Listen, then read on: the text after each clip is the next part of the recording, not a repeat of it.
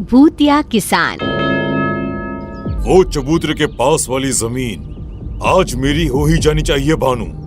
इस बार अगर वो जमीन मेरे हाथ नहीं लगी तो अच्छा नहीं होगा। पर बॉस मैं क्या करूं? वो किशोर तो गेंडे की चमड़ी का है, बाटली में उतर ही नहीं रहा। अब लगता है कि शक्ति को ही मैदान में उतरना होगा।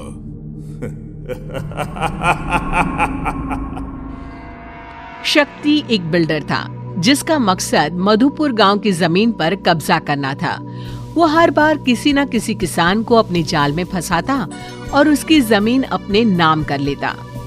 भानु के जाने के बाद शक्ति अपने कमरे में बैठा था कि तभी अचानक हवा का एक झोंका आता है और सामने रखी डेस्क पर से एक कवर जमीन पर गिर जाता है। ये कागजात यहाँ कैसे? इसे तो मैंने जला दिए थे। तभी कमरे की खिड़कियों के दरवाजे जोर जोर से खुलने और बंद होने लग जाते हैं। ऐसा लगता है मानो एक पल में ही सर्दी आ गई हो। सीलिंग पर लगा पंखा जो बंद था अपने आप घूमने लग जाता है। ये अचानक पंखा कैसे चालू हो गया?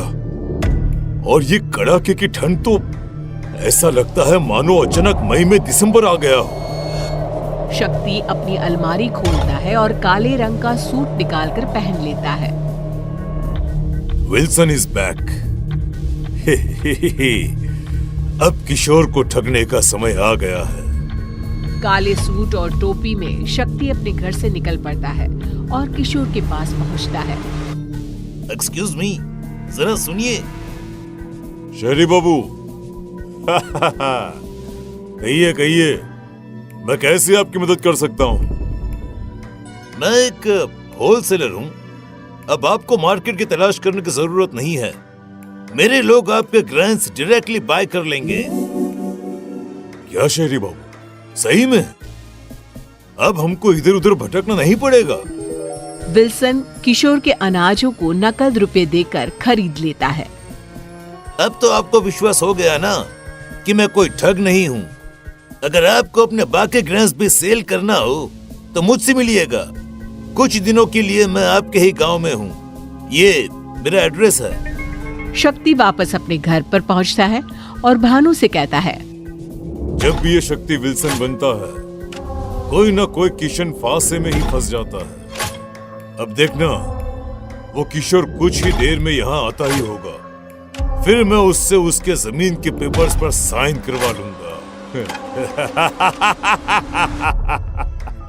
तभी दरवाजे पर दस्तक होती है और किशोर अंदर आता है। बाबूजी हमको अनाज बेचना है। क्या करना होगा उसके लिए? शक्ति भानु को देखकर मुस्कुराता है और उसे बाहर जाने का इशारा करता है। इन पेपर्स पर साइन कर दो किशोर। फिर जब भी तुम्हारे खेत में अनाज उगेंगे मैं उन्हें खरीद लूंगा। शक्ति ये कह ही रहा होता है कि तभी किशोर की आवाज बदल जाती है और वो कहता है, कैसे हो शक्ति उर्फ विल्सन? कौन शक्ति? मैं विल्सन ही हूँ। धीरे धीरे किशोर का चेहरा बदलने लग जाता है। वो एक बूढ़ा किसान जैसा दिखने लग जाता है। विजय, तुम तो मर चुके थे। नहीं नहीं नहीं नहीं नहीं, ये नहीं हो सकता। शक्ति बहुत डर जाता है और बाहर भागने की कोशिश करता है। विजय पास ही पड़े बुक सेल्फ की ओर देखता है और वो शक्ति के ऊपर गिर जाता है। जाने दो, मुझे जाने दो, छोड़ दो मुझे। मुझसे गलती हो गई भानु, मुझे बचाओ भानु। शक्ति की आवाज सुनकर भानु वहाँ आता है पर वहाँ कोई नहीं होता। क्या हुआ बॉस? अब चीखे क्यों? और किशोर कहाँ गया? किशोर नहीं, विजय आया था, पर वो तो मर गया था ना। बॉस आपको आराम की जरूरत है, शायद आप थक गए हैं। भानु अपने कमरे में जाता है और अपना कबोर्ड खोलकर कुछ पुराने जमीन के पेपर्स निकालता है। कहाँ गए विजय के जमीन के पेपर्स? यही तो रखे थे। नीचे कैसे पहुँच गए?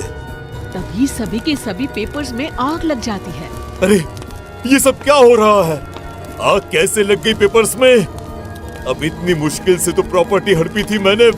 भानु! ए भगवान, ये क्या हो गया बॉस?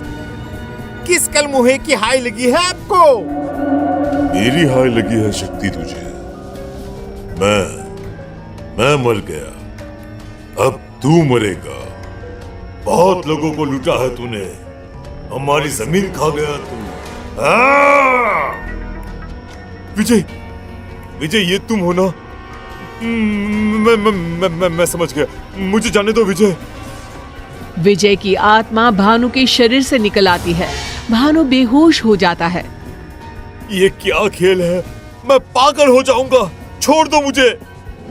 अरे ये सब क्यों कर रहे हो तुम?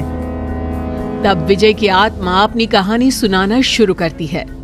मैं गेहूं की खेती किया करता था। कुछ दिन पहले ही मेरी माँ का देहांत हुआ था। शादी के 20 साल के बाद भी मैं बच्चे का मुंह नहीं देख पाया था। पूरे घर में मैं और मेरी पत्नी मनोरमा अकेले हो गए थे।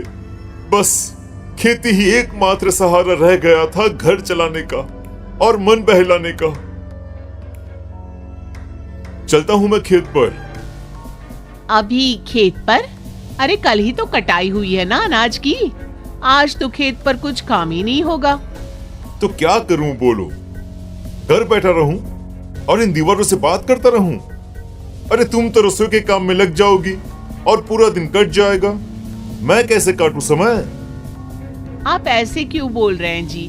मैंने तो बस यूं ही कह दिया था। काम कैसे नहीं है? अभी कटाई हुई है, सफाई होगी, फिर उसे बाजार में बेचना भी तो होगा। जाइए जी, आप खेत पर ही जाइए। शायद उस दिन ना ही मैं घर से बाहर निकलता और ना ही तुम मुझे धोखा देकर उस जमीन पर बिल्डिंग बनाते। तुम्हें जमीन नहीं मेरी आत्मा लूट ली। मैं ये सदमा बर्दाश्त नहीं कर सका और मर गया।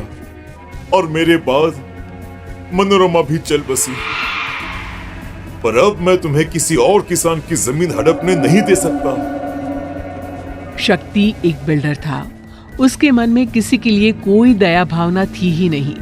गांव के कई किसान उसकी लालच का शिकार बने थे।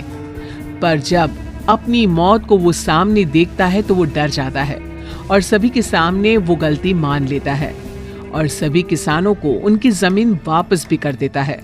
और आखिरकार मधुपुर गांव फिर से खुशहाल हो जाता है। दोस्तों, हमें उम्मीद है कि आपको हमारी ये कहानी पसंद आई होगी। कृपया हमारे चैनल को सब्सक्राइब करें और सभी अपडेट्स के लिए बेल आइकन जरूर दबाएं। और हाँ, वीडियो लाइक और शेयर करना मत भूलिएगा। Bye bye.